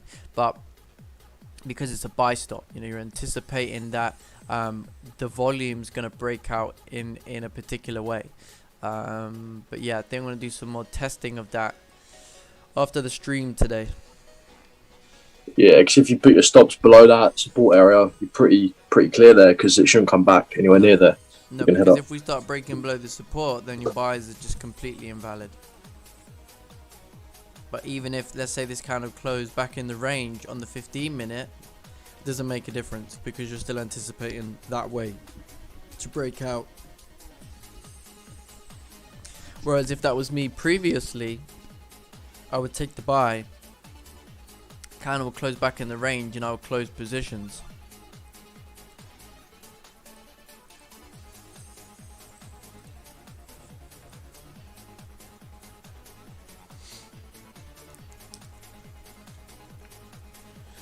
But so you had a good weekend, mate, either way. Yeah, it's good. Just been working. Yeah. Yeah. Yeah, nice. Yeah. How about you? Yeah, not too bad. I mean, obviously it was Valentine's Day yesterday, so didn't get much. I didn't really get like a lot of work done this weekend. Kind of just had a chilled one. But yeah, I mean, it was alright. Pretty much the same. Yeah. Pretty much the same. It's always good to have a weekend off, though, isn't it? Yeah. Yeah, I didn't want to do, obviously on Saturday morning, there wasn't anyone available to do the sim for the group. Then I was thinking, it's all well and good me doing a recorded one, but it's much better being able to do it where everyone can sit and watch like live and then ask questions. And so what I'm going to do is I'm going to reschedule for Wednesday afternoon after the stream. We're going to do the simulation. Nice. Yeah, that'll be good. Yeah, that will be good. So yeah. But apart from that, nothing at all on the weekend. I got Five Guys though. I had a Five Guys last night. That was really nice. Yeah, decent. Yeah, Five Guys is banging, man. It's expensive, but it's nice. Yeah, I've only had it once, but no, it was good. Yeah. Oh, look at that. We're moving up. Yeah, so it looks like we did reach 146,400. Man, today would have been a great day if I did take the trade, because obviously with the way going forward, I would have had a target at 146,300 is where I exactly would have had my target, and that would have been reached. And then if I had a second TP, if I didn't want to close it all out there, my second TP would have been at 146,400, and we've reached that as well. I suppose in the 15-minute we kind of just pulled back to that previous that support area, resistance area at what is it, 240, and then we kind of create support. Yeah. But then they had that little resistance there, so you had to anticipate we still get more volume, which is pretty hard. That did make. I mean, the thing is like, if this was, I don't know how to say this, but I mean, obviously I wouldn't have taken this trade, but from a technical perspective, this made sense, right? Because we have resistance created with London Open, right? Then you have price come up, create a high, retraces again to form support above this level, and then the next one continues. So I mean, that could have actually, if I hadn't have made breakfast, been a very good opportunity to get into part of the move. But I mean, what's the point? If I wanted to take buys, it would have been down over here. Taking buys over here, yeah, on this particular occasion, it would have worked out. But over the long run, you're gonna find a lot of mess within these kind of areas. But it gives you a bit of confluence. See what happened here, right? This is exactly what I wanted to see down over here, because we had like a support form, we had a minor resistance. So I was like, okay, if we stay below this area, then sales make sense. But since we were closing above, I was like, okay, if we get like a pullback, support formed here, then we're gonna have a nice push up. But sometimes it just seems to, every time you want it to print a certain way, seems the day that it does something you don't or haven't seen before. But yeah, looks like we're continuing up. Wow, this is just crazy moves. It's crazy. It don't matter too much. It's only Monday. So. Yeah. I mean, Monday usually is the day that I always take a loss. So for me, this is a bonus. I haven't even taken a loss today. But yeah, I have a feeling this week is going to be top notch. Because not only am I, going for it in a different way. But generally speaking, I think volume is going to be back. I think we're going to see a good week because we're in this higher time frame rejection zone. We're going to see some big pullbacks. I know for sure we're going to see some big pullbacks, and that's where these support levels are going to be so key for in order for price to continue moving up and whatnot. You know, but yeah, I mean, I think this week should go really, really well. I wanna, you know, for the first week adopting my slightly new approach. I want to keep it disciplined. I want to be taking good confirmation trades, and I want to be letting them run to target positions, because if we have volume, then I know target positions are 80% likely to be hit. So I mean, in terms of profitability, I could do a really, really good week. And then for next week, I'll be back up to 5 lots. And man, it will be immense. Because, you know, like say today's trade, right? Let's say I did take buys. Let's say this was a normal Monday. And let's say, for example, I don't know, we did get something a little bit better. And we took buys with a 3-lot position. With a 3-lot position, I would have held this because this is what my new plan is. And I know I'm a person. When I say that I'm going to do something, I do it. You know, if I'm going to say, right, I'm going to secure positions at 146,300, I will secure positions at 146,300. Obviously, if we get there. So, like, for example, today's position would have ran for, like, let's say 25 pips, right? 25 pips of spread. A 3-lot position, right, with 25 pips, I mean, we're talking probably around 600 to 700 pound. You know, with my 5-lot position, normally we're talking around maybe, I don't know, what's that, like probably like 1,000. So we're talking, I could have done nearly 1,000 on a Monday, right, with the volume and the anticipation of targets. Oh wow, look at this for GJ. Yeah, see, this is one of those days there's a lot of volume in the market.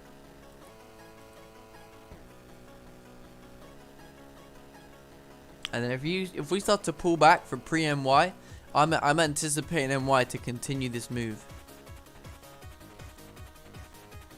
But yeah, I mean, it's just nice to see the push in London. But yeah, as I was saying, so I mean, if we think about profitability, right? If I'd done 1,000 on a Monday, that means I could take a loss Tuesday, Wednesday, and Thursday and still be up for the week, because usually, you know, stop losses around 10 pips with a 3-lot position.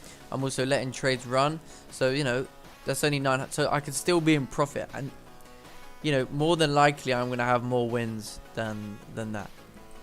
Than one win. So, but yeah, either way, my point kind of being that this new way forward should really take my trading to the next level. Should also encourage those in the group to have more confidence as well, holding positions and securing more profits. So I'm really looking forward to just kind of going for this, which is always what my intention was for this week.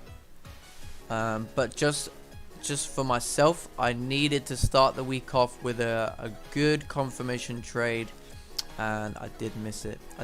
But for tomorrow, if we see something similar setting up, if we see a point where we're expecting volume to come in after 7 a.m, then I mean, that's something we're going to look at.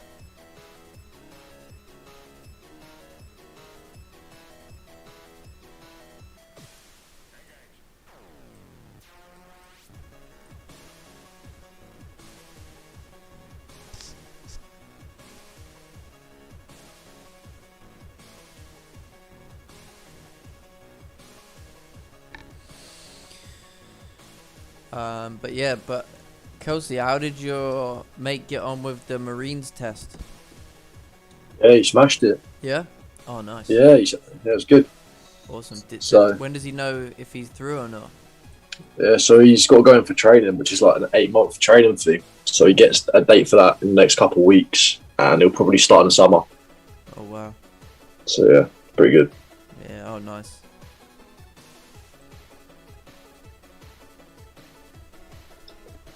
Yeah, it's tough though what they have to go through in the training.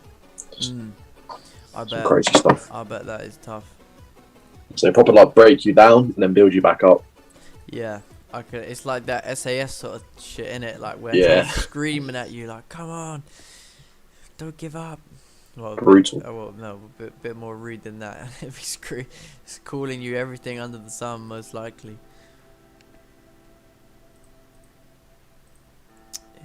See, I'd love to do it as an experience, but I'm not quite in the best shape to be able to pass it, you know.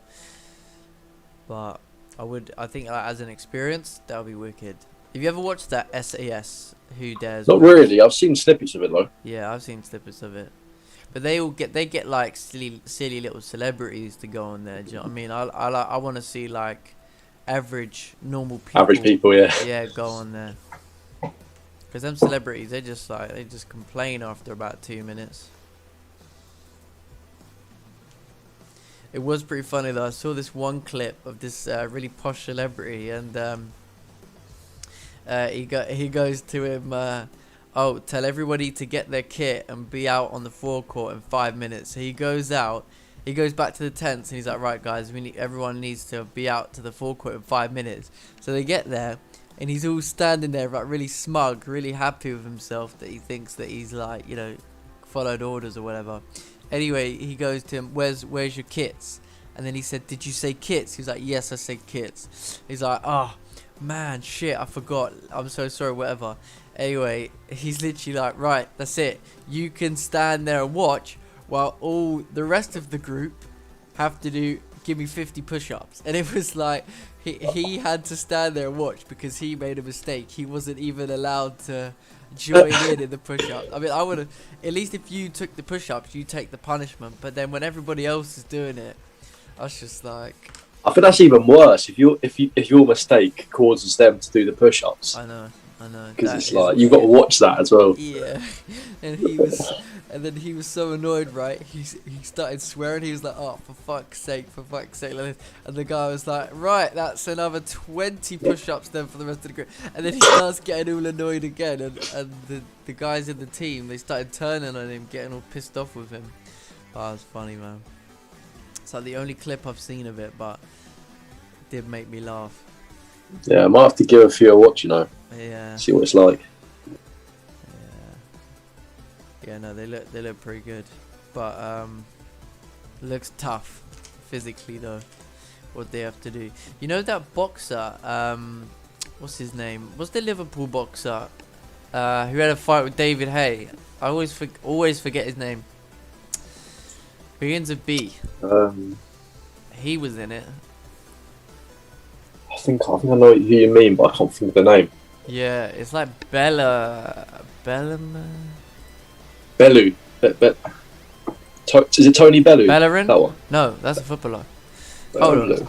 Let me do David Hay. Yeah, Tony Bellew. Yeah, I think so. Yeah, it's him. Yeah. That's it. Yeah. Him.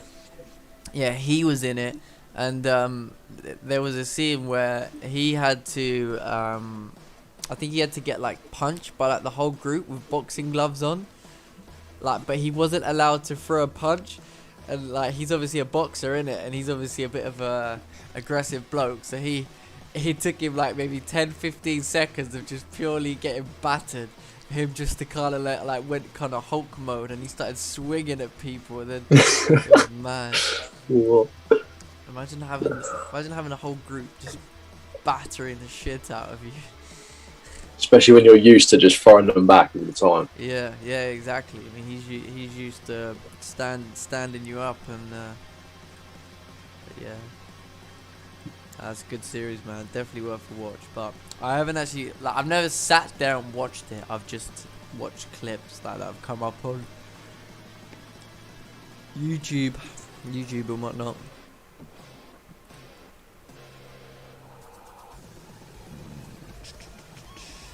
Yeah, sorry, not Bellerin. That's a fucking Arsenal football player, man.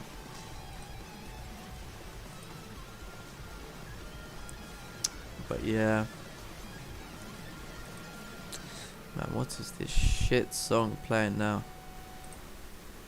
I need to get a proper playlist. I want a proper sick background for the stream. I want to start really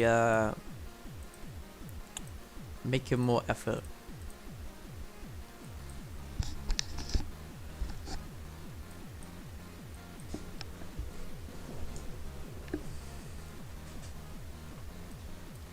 But yeah, so I think we're gonna call it a day here soon, because we've obviously, yeah, we missed the move on GJ. I mean, there was a couple of extra entries, whatnot, but they were obviously weaker confirmation. I'm trying to stay clear of that. I'm trying to focus more on higher confirmation trades. But in effect, for educational purposes, let's discuss why GJ continued bullish, right? And it's exactly this right over here. Whenever we have a price creating resistance, and whenever we break above that resistance and then create support, is a much higher probability that price is going to continue in that direction. And this was all your reward. I mean, this, if you took buys over here, then this trade still ran for another fucking 20 pips, you know, off of one 15-minute candle confirmation. But you can see via the structure why price went bullish. You know, if we look at the structure down from the range, right, it's fairly simple breakout structure. You have a resistance, you have a support down over here, and also if you look, I mean, we kind of like created support mid-range, right? You could argue that we created a support mid-range. So when we create support mid-range, there's a probability that we're going to break through this range. It's kind of like if we create resistance mid-range, there's a probability that we'll break support. But we need volume, and that's why I did not want to be jumping into impulses on a Monday when London hasn't really moved well for a while. But I think the volume is going to be back to normal now. Confident about that. I'm happy with that. So I think going forward we can see yeah, we can have a really good week this week. I'm confident on that, and I'm confident that we're going to have a really good end to the month of February. You know, so if we miss the move on a Monday, that's perfectly fine, because we have Tuesday, Wednesday, Thursday, and Fridays have been cracking in some good volume. But I think since the volume's coming back during the week, I'd say now is the time to start staying clear of Fridays again and just kind of focusing on you know, the volume during the week. But Monday is usually a day where I take a loss. You know, usually Monday, I'd say like 8 out of 10 Mondays I lose. So for me, this is a bonus. But yeah, we always want to see how we could have taken the winning trade. There was a couple of opportunities based on the smaller time frames, right? And now we can see why this move happened. We can see why it happened. But I know that every time I take in buys on a 15-minute close above or close below, most of the time it's not going to work out, because then you always go to yourself, should have waited for the 30-minute candle to close. That's always the response. So yeah, I think as well the break of this 1 hour high would have been a good entry. Stops below this area, you know, that was kind of your play. So there was a few entries, but what I want to work out and what I want to focus on is a consistent entry basis. But yeah,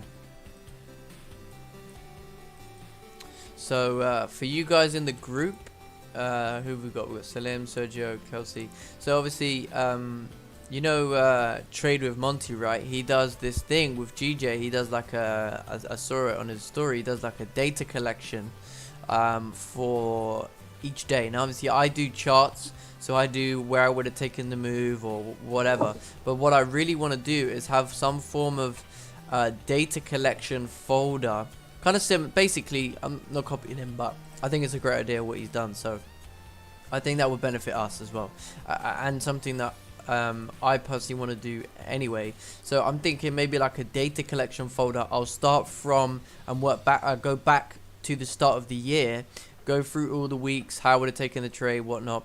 And I think that's going to be good going forward, to be able to see the consistencies of where the best opportunities to get into the market are, you know, and always having, so for each day, having what happened and where the best opportunity was, and then you're going to see similarities with the best opportunities, and that becomes your strategy basically, or my strategy. But obviously you guys in the group get full access to that, because you will be able to either see what I'm doing and see how you can improve based off what I'm doing, or obviously you can look at what I'm doing and say, well, I know it works, so it's something that I can stick to because I'm disciplined, whatever.